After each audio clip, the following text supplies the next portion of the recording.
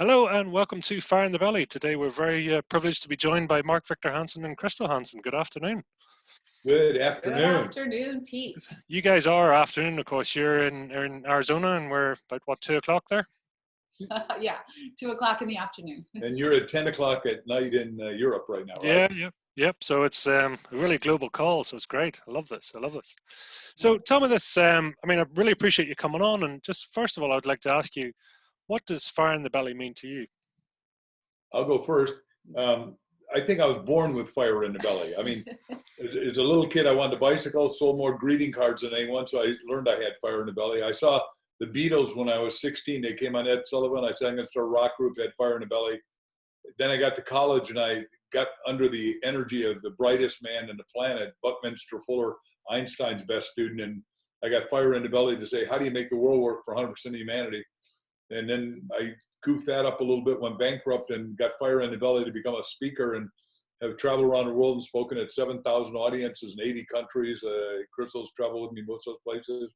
And then we got fire in the belly to do books, and we've sold 500 million books, 309 bestsellers, 59 #1 New York Times. And what we've just written, we have fire in the belly to teach everyone how to ask. But I want to let Crystal talk about her fire in the belly first, and then we'll go through any questions you got. Cool, thank you. So for me, Pete, I think when I think of fire in the belly, for me, it just is this constant desire I have to evolve. Honestly, I'm always asking for more. I always want more and better, but I think that's human spirit. And I think we're made to evolve. We're made to want more. We're made to ask for more. And it's nothing we should ever apologize for. I remember I was even like that as a kid. My mother, we'd go on vacation and I would grab the list of activities to do, all the things we could tour and see and do. And I like, when are we going to do this? When are we going to do that? One day she said to me, Crystal, we don't have to do everything. And I remember listening to her and thinking, why wouldn't we? Of course we want to do everything because we can do everything. And so that's always been my attitude, is just looking for more, asking for more, wanting more. And I think that's one of the reasons my life always continues to evolve in a really positive way, for which I'm really thankful. Do you think that was built into you from a child all the way through, just that sort of almost nothing's impossible type? Yeah, and for me it was like life is kind of magical. Like there's something out there to see that I haven't seen or done, and we should do it because we can. And it's just really, I think I always had a curiosity about life, always. Well, I love it. So tell us about your book then. Ask, and what's the concept behind it, and what's brought this on now? Yeah, well, as I said, Crystal and I have been to beautiful Ireland and Europe a lot of times, and we've met all the most wonderful people everywhere. They're always well-educated, they're enlightened, they're entertaining, they're sophisticated, they're fun to be with. But what we looked at objectively is the difference between the people that make it and those who don't make it is the people that make it learn how to become masters at asking. And we did the subtitle, The Bridge from Your Dreams, because all of us have dreams, to your destiny. And we're saying, look, if you're alive, you got a destiny. You may be in a government-imposed shutdown right now, but the fact is you still got dreams in your heart. And what we're saying is you got to figure out how to handle them, put them in writing, and then go with gusto for them, with fire in your belly to fulfill your potential. We think adversity is a time of the greatest opportunity if you learn how to ask effectively. Just curious then, what would you say, or what can be used as the ignition point? Because it starts somewhere. You have to learn to, that before you get that, you got to have a dream to begin with, right? Right, that's exactly right, Pete. And we say there are 3 channels through which you need to learn to ask, 3 channels through which to ask. And those are ask yourself, ask others, and ask God. And we believe each one of those is equally important. And when we did a lot of research, when we study the master askers, the people who are massively successful and have a great amount of satisfaction, achievement, wealth, riches in their lives happen to have mastered all of those areas. They take that journey where starting with asking yourself, because every journey begins with asking yourself if you want to be successful. It's that retrospective journey where you say, what do I really want? What am I good at? What puts fire in my belly? And then how do I find that? How do I connect with that? Who's doing that? And how can I research them, get to know them? what else can I find out about that? And can I envision myself doing that? And then the second part is, asking others. When you go to the second phase of that, it's actually reaching out and connecting with people and saying, could you share with me how you did this? Or what do you think about this? Getting, advice, insights, whatever, sometimes help. And then of course, just globally asking God, what is my greatest purpose? Having that connection to something greater than yourself usually gives your journey so much more meaning and helps you define that journey. And we find that, truly great askers, people who achieve great things, have that connection to a higher purpose than themselves. Just out of interest, I mean, are people initially seeking permission, or what is the kickoff procedure? What an interesting question. So what happens is that most people are masters at asking when they're little kids, but then they get thwarted, stymied, and stifled by saying, "Pete, you ask too much. You're asking too many questions. What kind of kid are you? Just shut up, sit in your class, and take notes and listen to your teacher because he or she or they know." And you go, "Whoa, I guess I shouldn't have done that one, huh?" I assume because you're doing podcasts that you were good at asking as a kid. Is that true? Yeah, I did ask a lot of questions, and I still do. There you go. There you go. And same for us, except somehow we never got stifled and stopped. So what happens is that, if you have a burning desire, if you got a white hot desire, like when I was a little kid, my dad was Danish and took us to Denmark, and I got addicted to low handlebar racing bicycles in 1957, way before you were born. So, and they were exceedingly expensive, but they didn't exist in America. And I didn't realize he didn't have the money to buy what I wanted, which is like a $7,000 bicycle today, right? One of the touring racing bicycles for the Tour de France. And so I kept hitting and asking, but I didn't get shut down. He just said, "When you're 21, you can have it." So I finally got it. I said, "Dad, can I have it if I earn it myself?" And he was convinced no little 9-year-old can turn around that kind of money. I'm 72 now, so you don't have to do any calculations. And happy and healthy and whole and going to live to be 127 with options for renewal. The point is, I decided to go for it. I read a Boy Scout Life magazine that said you could sell greeting cards and consignment. I said, I can afford that. I went out and started selling. I sold the most ever in a month. Went all the little neighbors. I said, "I'm earning my own bicycle. Would you like to invest in one box of Christmas cards or two?" And we bought 376 boxes of Christmas cards a month. I became the #1 greeting card salesman. I've never stopped selling since then. And it obviously turned into speeches and books, and we own 2 energy companies. So it has been a really good trip because we think everybody can master the fine art of asking.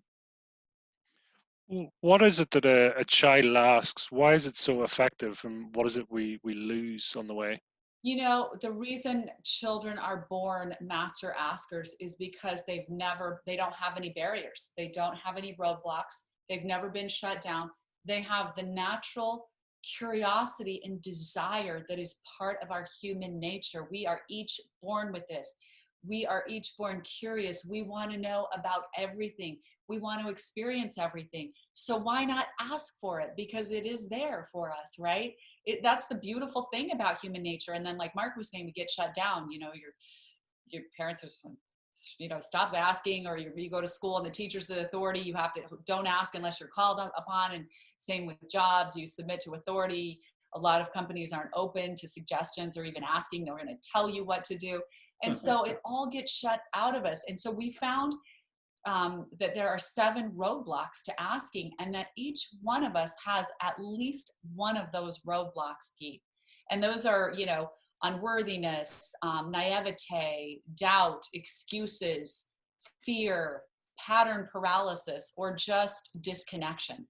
And each one of those is important to address. We tell some beautiful stories in the book about in those sections about just people who have recognized those roadblocks and overcome them. And we all need to do that. And it's important for each one of us, when your listeners, if they get the book, to really pay attention to those stories and try to connect to the pieces inside of each of those people that they might be carrying inside of themselves. Because we all, problems are universal. We all have, that we're the same human family. And so we can learn so much from each other's stories, and stories are really metaphors for our own lives, and metaphors are patterns. And, in the work I do as a transformational life coach and hypnotherapist, our brain learns quickly by recognizing patterns. So when we recognize those patterns in other people's stories, we immediately become more empowered in our own lives. And that's the beautiful thing about storytelling and story sharing. Obviously, we love stories. You know, the whole chicken soup enterprise is built on storytelling, but that's why it was so successful, because we need that human connection. There's just something so beautiful about that. But yeah, each one of us needs to look at the roadblocks. What holds us back from asking those questions? And the research we did for this book also proved that, shows that we're all afraid. You know, people are typically afraid, and they think going in to ask someone or request someone of something that you know, they'll be perceived as being stupid or ignorant or uninformed or pushy or whatever. And it's just the opposite. There's an 80% chance that if you ask someone, they will be willing to grant your request. So our perception going in, the study shows that our perception going in is the opposite of the truth. The truth is people do like to grant one another's requests. And then your odds of getting your request granted are very high if you're just willing to, you know, recognize your roadblocks and get over those. Makes a lot of sense. Yeah. Can I ask, I mean, even from is there a particular time period that children go from, you know, or even as adults, we regress back to a point in childhood where we go from being askers to not asking, or we pick up this sort of filter set that we start carrying forward? First of all, I love the question of the filter set, but yeah, so there's three zones. There's you're dependent when you're a little kid up to say 12 or 13, then suddenly you're independent. Do you have any kids? I do. I have 3 under 3, so. Oh, well, then wow. 3 under 3? Yeah. And they're not twins and not triplets? I've a set of twins and a girl, 3 girls. So a set of twin girls at 1 and a 3-year-old. Congratulations. Beautiful. We got grand twins and we got 6 grandkids and 5 kids. So we're big on kids. So they're dependent. And when they're dependent, they got to ask mom or dad or uncles or aunts or whomever is around, the elementary school teacher, you know, whatever. Then they become independent. Now they know everything, and now they go to their peers and usually get bad information, right? Unless the peers are really sophisticated, which does happen some. And so if we say, look, you become the sum total of the 5 people you hang out with the most. So you want to hang out with people that you can ask stuff to that really have insight and information. And on behalf of both Crystal and I can tell you that when we went through our relative teams, because we spend 24/7, 365, we've talked about it so much. The teens we hung out with were on purpose. They were dedicated. They were asking themselves, you know, how do I go and make a difference that makes a difference, whatever their profession was going to be. And then you become, after 21, hopefully it happens about then to 25, you become interdependent again with your folks, and you start to like them again and go, gosh, mom and dad weren't such dolts. They really had a lot going on. I mean, I've got 4 brothers and she's 1 of 9. And all of us, you know, talk regularly. I just talked to my younger brother, and the fact is we appreciate our parents more now as we're all post 70 than we ever did before. It's sort of an astounding thing. And if they were here, we have a lot more questions to ask them. So what we're saying is, look, ask them, ask your parents, ask your uncles, aunts, so you really get deep insight into and ask for their wisdom. Just out of interest, and what sort of come into my head there is, you know, when we move into the world of ego, and how does ego and asking come together, and how can one bypass the other? I think ego can get in the way, and you know, ego sometimes gets a really bad label. I mean, we all have to have an ego because it's the way we sort of look at ourselves and identify ourselves in this world. You know, I'm this and that and the other thing, but we can get an unhealthy ego sometimes that blocks us from, you know, or prevents us from our own progression and our own blessings and abundance. So I think ego, you know, part of it, ego comes into play in some of these roadblocks. For instance, excuses. We just say some people are just too stubborn to ask. And that is the story in there is a great example of this, but just having that stubborn pride where I don't need anyone's help. I'm fine. You know, I can do this by myself. You know, this stubborn egoic pride where if you were able to let that go a little bit and say, it's okay to be vulnerable. It's okay to be a human being. It's okay to admit you don't have all the answers. None of us does. And once we recognize that, it's so much more beautiful when a human being approaches you like that and says, I really don't have the answers that I need. Is there any way you can help me with this? What do you think of this? You make friends so much faster than being that person who always knows everything and doesn't need anyone. And so that's a big part of it with this asking journey, really looking. Those 7 roadblocks allows us to examine our ego and how it's playing in, and it could be playing in a negative way to you asking for and getting what you want. The story we have in the book, Pete, just real quick, is about my older brother, who's 11 years older than me, and he came here to visit us in Scottsdale. He lives back in Tennessee, and he said, "Oh, you got to take me to the airport at 6 in the morning for an 8 o'clock flight." I take him, I drop him off. Now, understand, my perception is that everyone knows how to get through an airport because it's a protocol. I travel we've been traveling up until now, 250,000 miles a year. So you just, and it doesn't matter whether we're in China or Ireland or here. And so I just drop him off. Well, he gets lost in the airport. And he's so prideful. He's super smart, but so later on in the afternoon, I just call and his daughter answers the phone. And I say, to Jody, I said, "Hey, is my big brother home?" Said, No. Didn't you know he's sitting in the airport for 13 hours? I said, "What? He didn't call me. I would have gone back and picked him up." "What do you mean?" He said, "You say he didn't know how to get to the gate." I said, "What?" He didn't, because he's so stubborn. He's prideful because he thinks he should know everything. And the Bible says pride goeth before a fall. Well, the fall, I would never let him sit 13 hours. It was just, my assumption is, I drop you at the gate. You got a little suitcase. We checked in your suitcase. You just walk to the gate. I don't know how, Phoenix is big, but it's only 5 million people. How do you get lost in an airport? I mean, it's not even in my concept to get. I was in China and got lost, but I could never get lost in an American airport. Yeah. But it's just that pride. And so, and when we're like that, the only one that suffers is us, ourselves. Like if you have that stubborn pride and you're just afraid to ask or not willing to ask, because of course, and Mark had asked him right when he dropped him off, he said, "Do you need help?" "No, I don't need any help. I got this." Because, he's got all the answers. He's my big brother. I mean, strong, he's tough. Nah, I don't. And then he refused to ask anyone in the airport. He's just going to figure it out. Stubborn pride. And then, so he sits there. And the sad part about it after that 13 hours, because he had gone on a big panning for gold and fishing trip in Alaska when he had flown through Phoenix, because he loved to do that kind of stuff.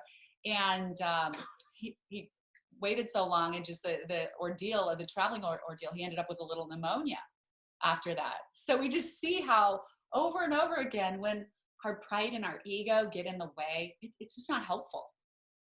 I mean, it almost seems to go back to like the caveman, it's like, I will ask or I won't ask, or I'm the hunter provider, I don't need to ask. It's crazy.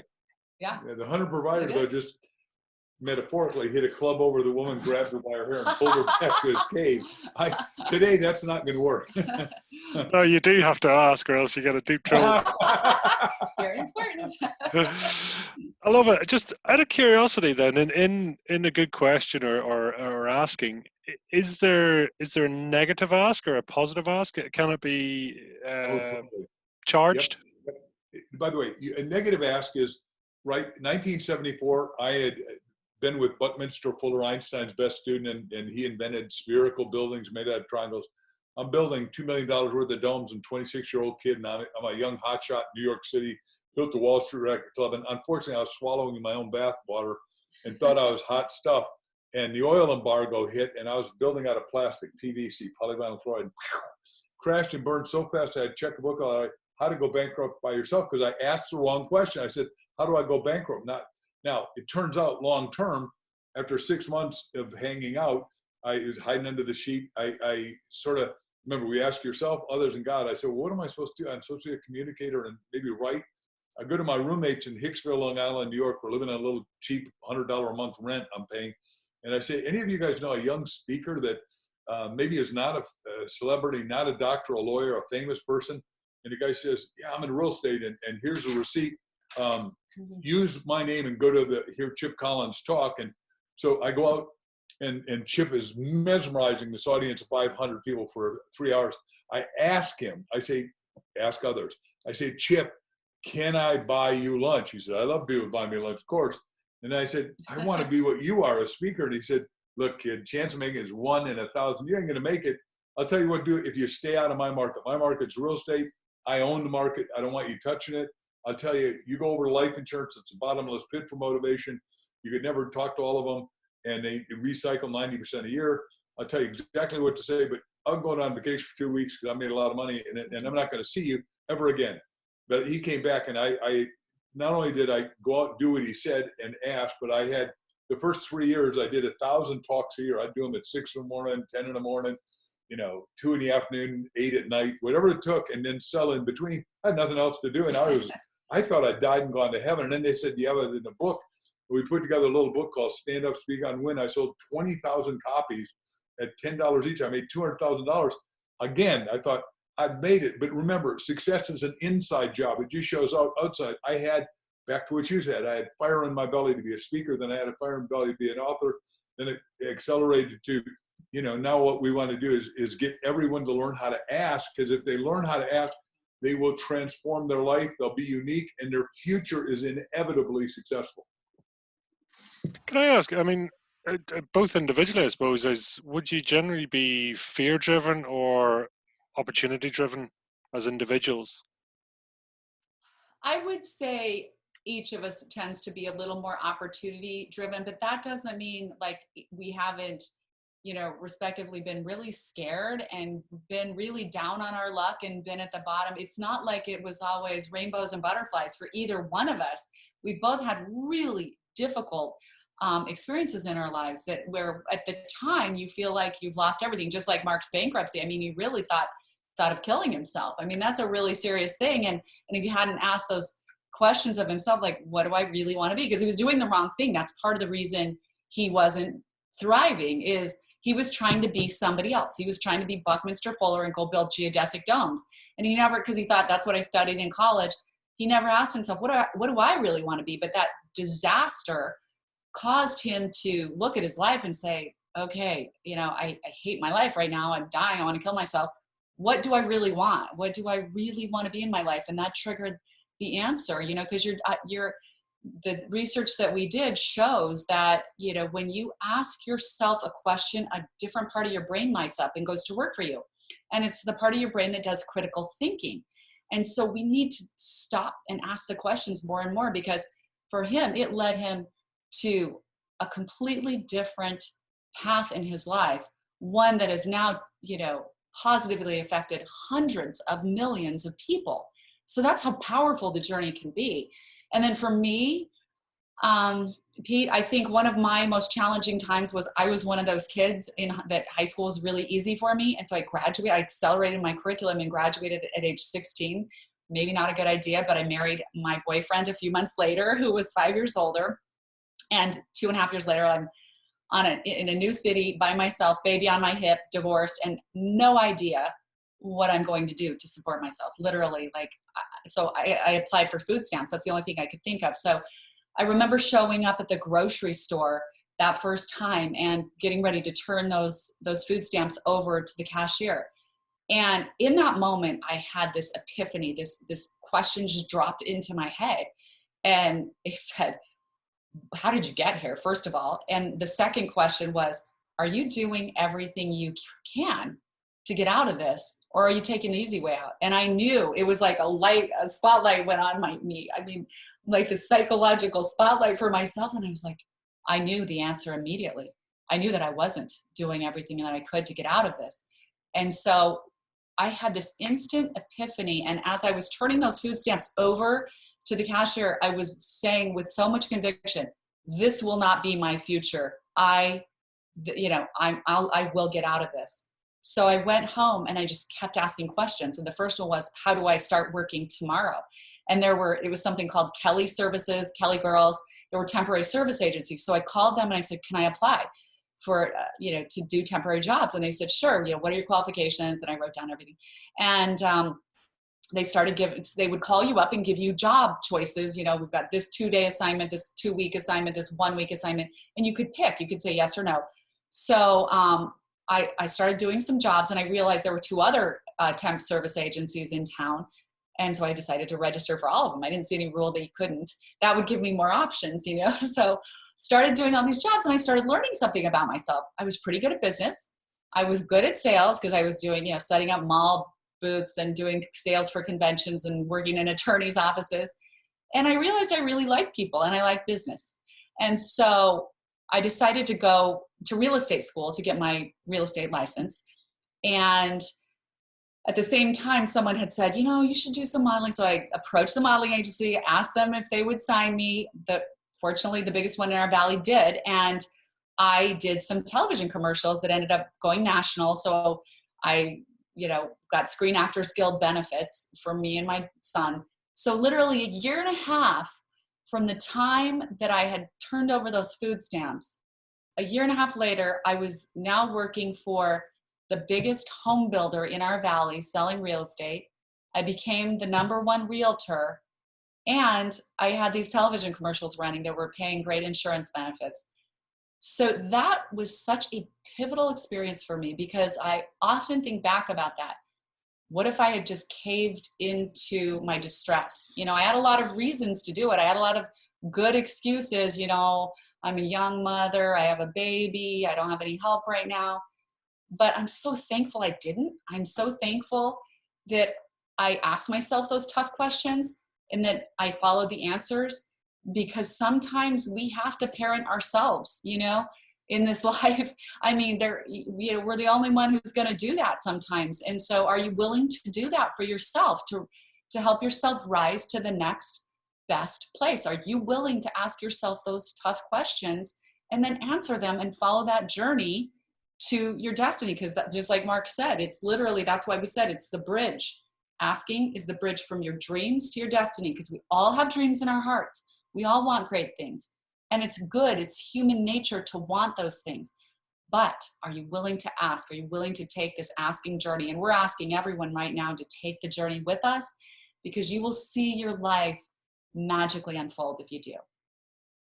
That's beautiful. I'm curious, as you were speaking there, and I suppose I'm very fortunate I get to speak to a lot of people who are successful for various reasons. And a lot, there seems to be there's a particular event or a low point. And the expression, to know the light, you got to know the dark. Yeah. What happens to question sets in that dark spot? Do you know? I mean, is it something you ever looked into? By the way, first of all, I've never heard the question quite like that before, so I like it. What I said to you in response to your other question I'd never heard before is I think you go into the dark asking the wrong questions. You come out of the dark asking yourself, what is my right livelihood? What is it that I love doing? What is it that I'm passionate about? What is it that I can be substantially paid for by creating a massive amount of value? And seeing as very few people wanted to speak, and I thought it would be the delight of my life. It's like, everyone's got something in them, whether it's music or art or speaking or sales or podcasting. Or accounting. It could be anything. I wrote a book called 1 Minute Millionaire, and I said, look, there's a million ways to make $1 million. There's no right way, but there's one right, easy, perfect, and acceptable way to you.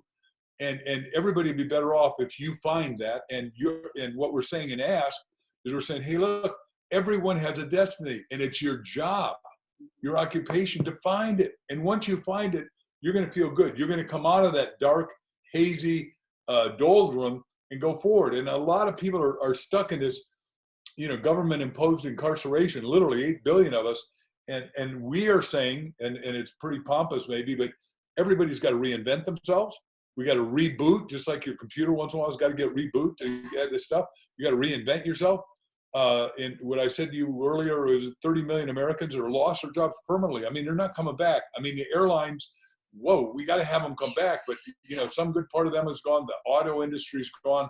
Restaurants today, Marriott says, are 95% done. They're wondering if they're going to go today. Hertz Rent-A-Car went bankrupt in America. I mean, we're having some serious big business like Needless Markup, Neiman Marcus went bankrupt. I mean, just serious stuff that if you'd asked me that 3 months ago, I would say, Pete, come on, can't happen, man. Right. We're dealing with the rocketing world. I mean, 8 billion people were traveling. Everybody loves it. It's crazy. It is crazy. I mean, the entire, as you say, the world to come to this position is, well, it's unheard of, and I think something we'll speak about in history. Right. But I think back to your question, Pete, just really quickly, when what Mark was saying, those questions, you get to the darkness by asking kind of the wrong questions, and sometimes in the darkness new questions emerge. And I think in this sort of darkness that we've all been experiencing, these difficult times, new questions are emerging because we're realizing new things, which is what always happens when you're in these difficult situations. You know, in the United States, I promise you, no one had any idea that 99% of our drugs that we depend on for life are being manufactured by a country who doesn't necessarily have our best interest at heart. You know, that all of our Advil is manufactured there. That's not even safe. That most of our medical supplies and equipment is manufactured in China. So we're all saying in the United States, how in the world did we get here? Where we're allowing someone who doesn't have a country that doesn't have our best interest at heart to take over our lives, our safety, our health. These questions are bringing a brand new opportunity because plans are being made right now to totally redo our supply chain, to relook at our manufacturing. Now stop and think about that. Ask that question. Where are these new opportunities? How can we all find them? How can we start looking at them and start participating? Why don't we do this differently from now on so we, countries like Ireland, the United States, can feel safe and can feel, you know, have a better measure of control and safety and standards for the products that are being made? And shouldn't we be forming tighter coalitions with these countries like ours who have all of these things in common? We share values. We share common values on human rights, on safety, on all of these things. Shouldn't we be coming together and forming even greater coalitions? So there's so much opportunity here, we think, going forward. It's just, you know, we've all had to experience this sort of retraction. Out of interest, I mean, would you say your own values have changed at all during this time? Well, here's what I think, first of all, I'm going to just talk for me. I'm a radical optimist. Everybody that is listening, if they go, we'd love to give a free book called How to Be Up in Down Times. It's at my website, markvictorhansen.com. Oh, it's not up yet. It's not up yet. It'll be up in 2 days. So, but you can get it. You can reach out on reception at Mark. Yeah, reception at markvictorhansen.com, and you get it free. How to Be Up and Down Times. But what I'm teaching is the value of where we're going to go. We're going to do 50 trillion, not billion, $50 trillion worth of new business of 7 businesses I'm going to tell you about. I'm going to just tell you one in this decade. And one of them is we're the advisors to a company that's QCI in Michigan. Guy spent $300 million, 20 years. And my cliche is turn trash into cash. Everybody creates 5 pounds of garbage a day. You don't have to count it. You just do it. We all do it. The trouble is our landfills, there were no landfills before 1950 because we didn't have that big a population, so we didn't care. But now they're full, and the only hope is that we recycle every atom, and we now know how to do it. We can take metal back to metal, plastic back to plastic, water back to water, fuel back to fuel, and we're going to be resource rich. But just in America, that's 22 million people we need right now just for that once we get out of this. And he's in a state where the governor is misthinking it, it seems to me. She's not letting anyone work until June 15th, which I go, you got no right to do that. We got a constitution that says life, liberty, and the pursuit of happiness and freedom. So the bottom line is, I don't know, what is your population in Ireland? We are, what was it, about 7 million all in, north and south. So you got 50,000 jobs right now waiting as soon as we do this. Isn't that interesting? That's just one of 7 industries that are going to explode, like robots and cobots. And we're in the best time ever if we get out of this malaise and doldrum. And we will. It's, you know, we have to. No, definitely. The spirit is fierce. And I think, you know, we all need to remember that. We need to rekindle that and not collapse into the fear. That's never the right way to do it. Definitely. I'll do one quick factoid. I'm a fan of Ronald Reagan. And Ronald Reagan said 20% of Americans were Irish. Did you know that? I didn't. I don't know if it's true, but he said it, so I can assume it was good true. Good genes, right? You guys are hard work. There's a multiplication factor there that's kind of scary. You know, you've come from, well, I mean, the population from Ireland at one point was something horrendous. It was double what it is now, but yeah, it's amazing. Yeah. I didn't know that. So tell me, out of interest, I mean, when you were actually going to write the book, did you have to learn how to ask a more basic question? Because I'm sure over the years you've you've evolved how you ask a question, but to be able to help people to put it into plain English or plain speak, did you Right. have to go back? I think we had to reflect back on what those questions were throughout our lifetimes, and really, what were those pivotal questions? And they are basic questions. That's important to remember. Like, what am I best at? What do I like? Because those two things really have to come together to create something that's really dynamic for you to do. If you're good at something but you don't like it, that's probably not going to be a success. Like, I'm good at bookkeeping, but I don't like it. So I'm not going to be very successful at bookkeeping. But Jen, my bookkeeper, is good at it and she loves it. For her, it's like a puzzle, and she loves getting her clients' stuff together and making sure it all reconciles. And that makes her happy because she feels like she's a part of a bunch of, several businesses. And so it's different for everyone. So the third part to what you said is you got to find out what you love. And if you don't know, number two, what you're best at, ask 10 of your friends, tell me what I'm best at, because they see you, they can perceive you as you cannot perceive yourself. But the third part, the base of the triangle, is a critical one. What can you get paid substantially for being passionately on purpose about, with fire in your belly, as you like to say? Mhm. Tell me, it was an interesting point there. I mean, would you say your gift and your passion will be the same thing, or could they be separate? Could be separate, but look, if you do it and make it like we've made it, I absolutely love writing. Well, let's go back one phase. I love thinking, I love writing, and I love speaking. I mean, and it has made it perfect. And then we happen to all both make it from a triangle to a tetrahedron. We both happen to be really good at business, and all these people come to us and say, well, help turn trash into cash, will you? And everybody. And, as the world's best-selling author, having sold 500 million books, my goal is to sell 1 billion, which will happen because I'm going to stay alive and get a high quality of high quantity life. Is it, at least I think it will. And the publishers are really thankful for what we're doing. And the bookstores, when they open again, will be thankful. Or I think they will. They have been historically. So it is fascinating, Gus, that we want everyone to be in their right livelihood, something they're passionate about. Well, like, we love getting up. I can tell you unequivocally that when we learned to ask questions and we started thinking this through, it burst thoughts. Like, we wake up every morning and we pray and meditate together for an hour, and we ask each other questions. And during that, and illumination comes to both of us.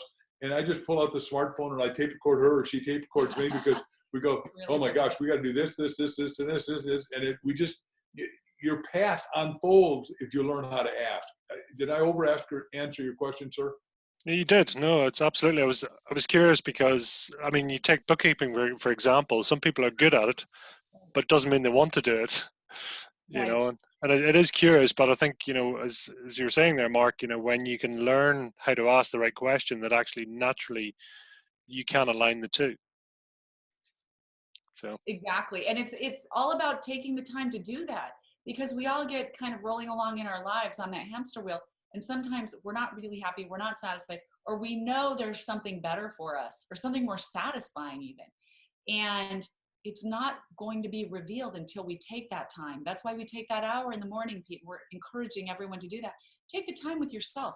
It is the best time you could ever spend, because so much will be revealed to you about your life if you spend time with yourself and ask yourself those questions.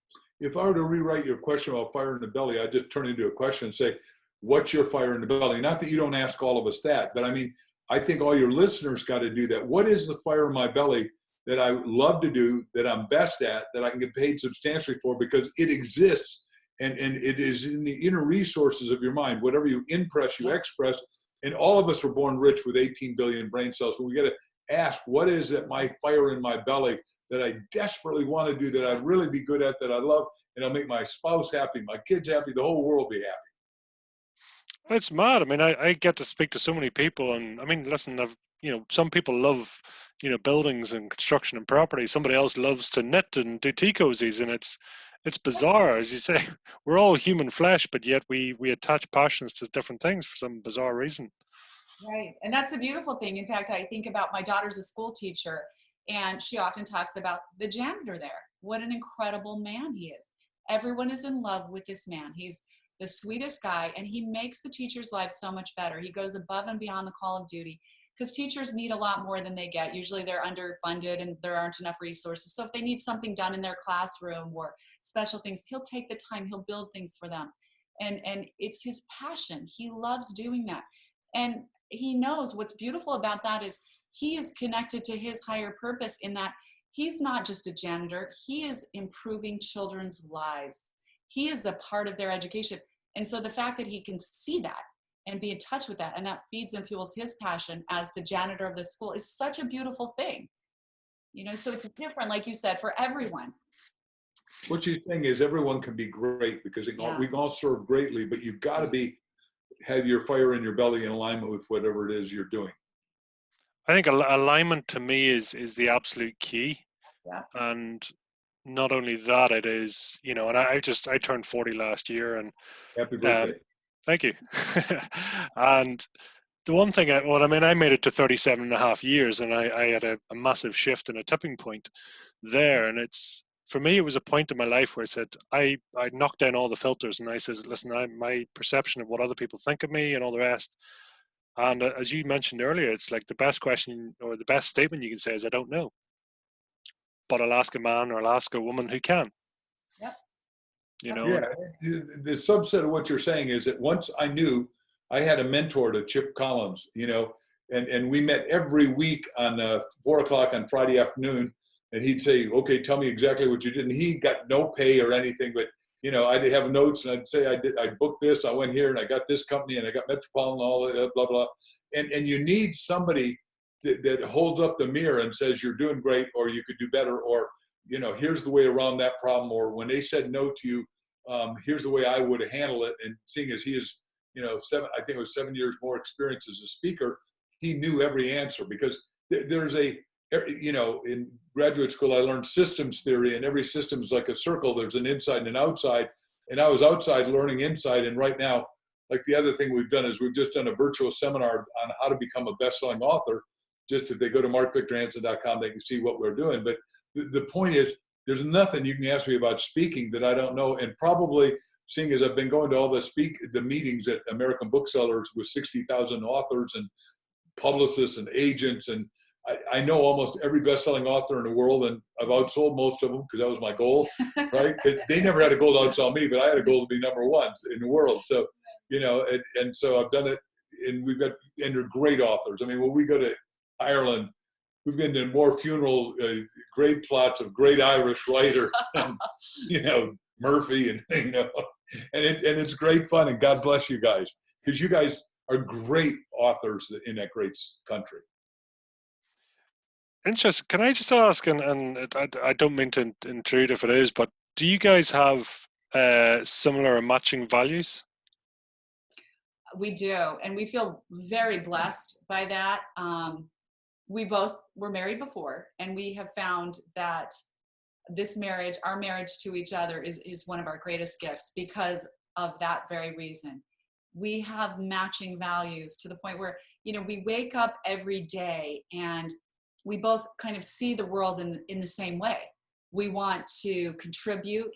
We want to, you know, suck up everything we can from life and live it full out in every way. We want to experience adventures. We want to connect with people. We want to try new experiences. We love traveling the world together. We love contributing, and we love being creative.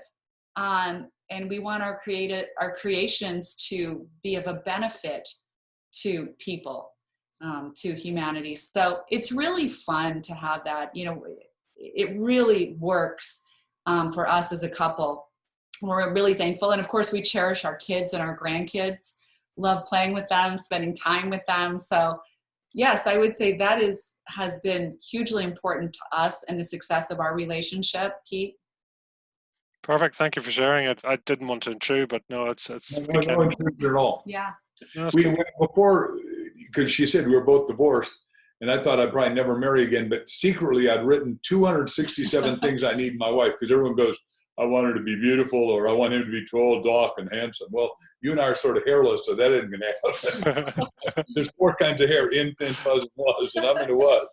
But I wrote down one of the things is that we had to share the values, and our kids had to get along with each other, because, you know, we've been together a long time, but our kids were going to be adults probably, and they had to get along. So all those kind of things, we had to have the same spiritual values. We had to have the same financial values. She had to own her own company, so she knew how to make money by herself. She had to want to travel because for whatever reason, both of us have wanderlust. And the way I define that is we want to see the whole world. I mean, we got written down, there are a lot of places we haven't been yet in Europe and Croatia, all kinds of places. A lot of Asia, we've been to heavy Asia, but and some in Latin America, right? We've been to Guatemala and that, but we got a lot of places in Costa Rica, but there's a ton of places we want to go.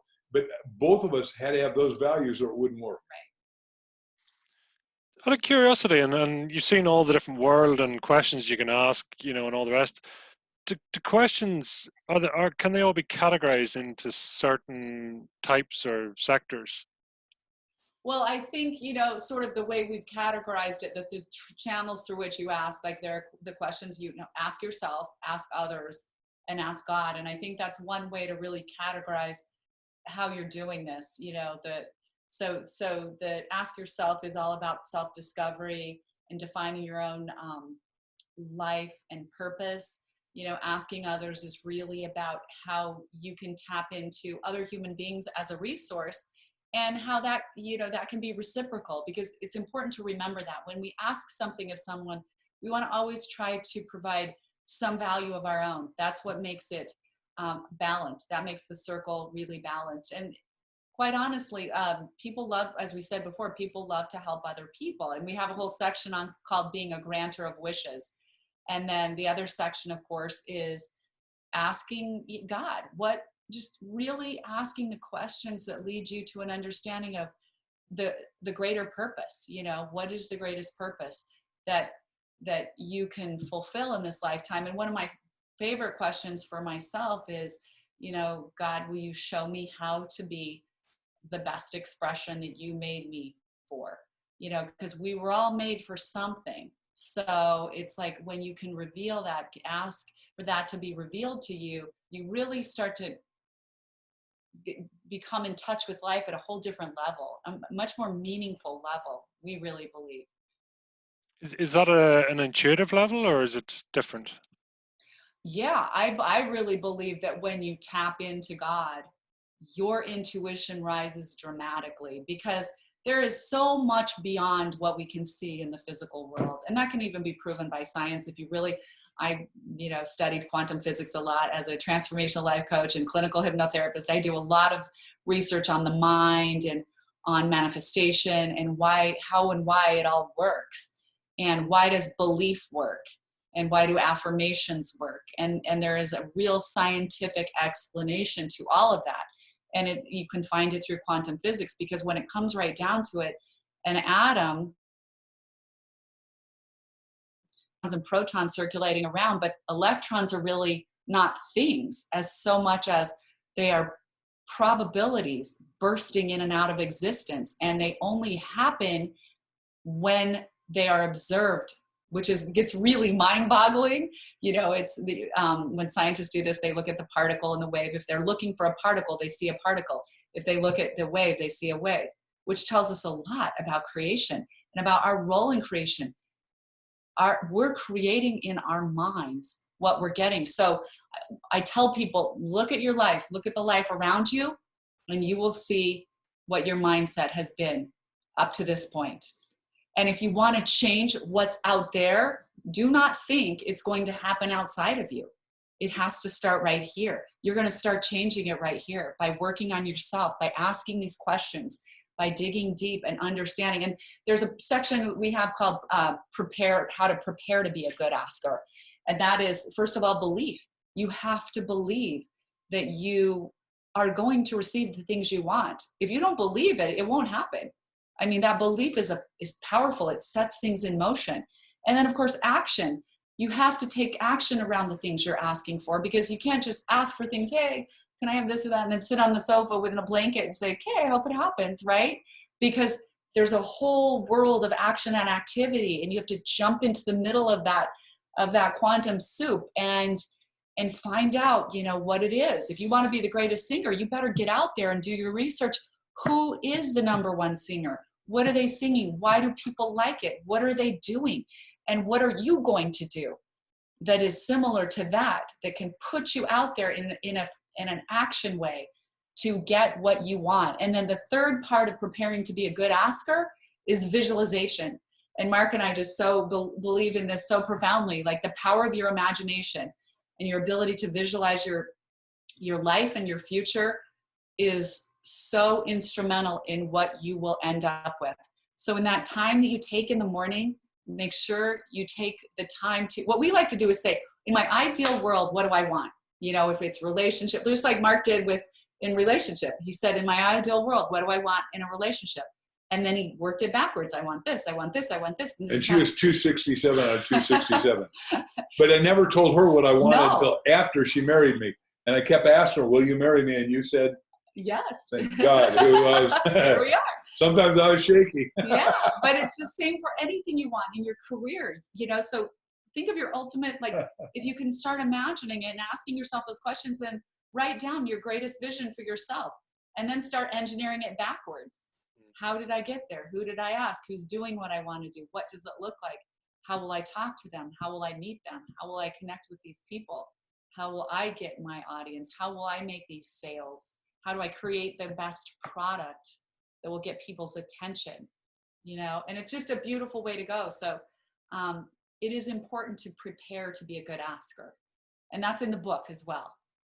Out of curiosity, is there a process to almost bypass the ego or bypass the conscious mind in the visualization state, so that you say, right, well, I know generally I'd sort of say to people, think 10 years ahead, because the conscious mind sort of goes, that's silly, but yet you can still visualize.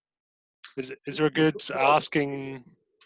First of all, you can think even further ahead. I mean, Jack and I used to do, you know, we got a bunch of honorary doctorates, and we're out in one of the big schools in Iowa, and he is in front of these people, and he said, look, meditation, where you go into the deeper inner resources, most of you are good at going, you know, a month ahead or a week ahead, you know, year ahead. But what Mark and I are going to teach you is, why don't you go 1,000 years ahead? 1,000 years from now, what do you want people to be saying about you? And we wrote it out, and we were prepared.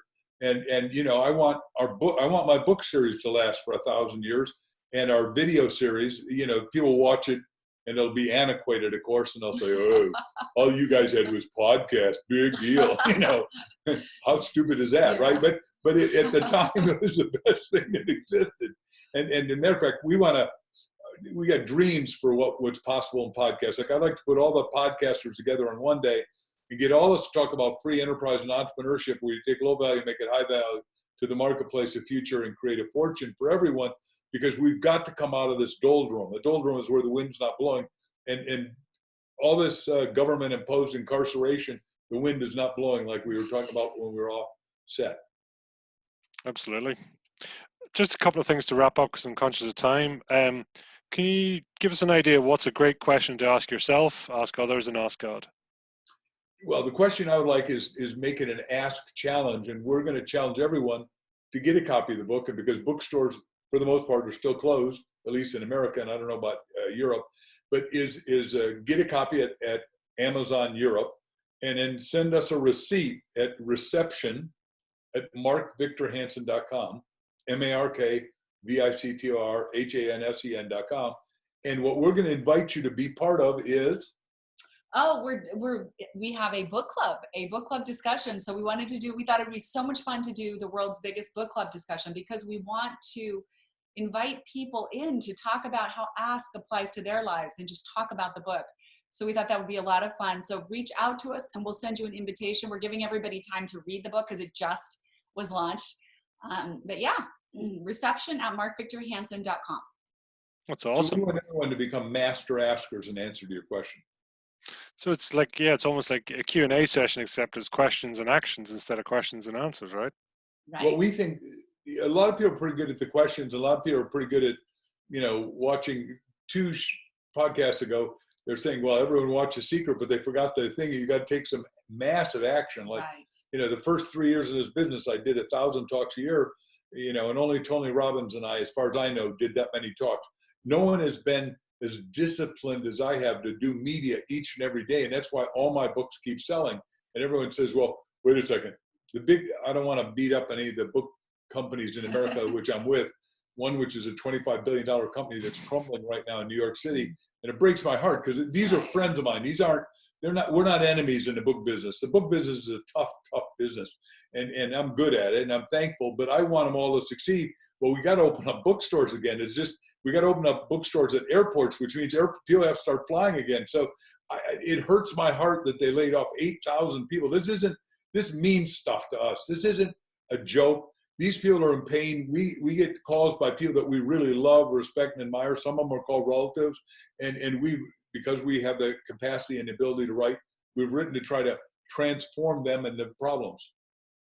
Well, yeah, it's different times. Let's say, it's how you choose. To summarize, then, if I was to ask you for what your fire in the belly is in 1 or 2 words, what would it be for each of you? Crystal. Squeezing the most out of every single day. That's not 2 words, but I'll let you away with it. Short sentence, Pete. Fulfilling my destiny. That's 3 words, I think. Wow, that's awesome. That's awesome. Listen, I'm really looking forward to when the book comes out, and reading it there, asking great questions, and taking part in the book club is going to be fantastic. So good. It's out. So it it's looks out like now. this. This is what it is. It just launched. Sweetheart so of a book. Yeah. So I don't know how fast we're going to get there, but Amazon's shipping them to Europe. So you'll get it, or you can get it on Kindle immediately, like that. Yeah. I have my 5 copies ordered already, so I'm looking forward to it. So thank you. Fantastic. No, it's an absolute very kind privilege. to do that. We're elated. Thank you so much. I hope you get everybody's fire in the belly to read Ask.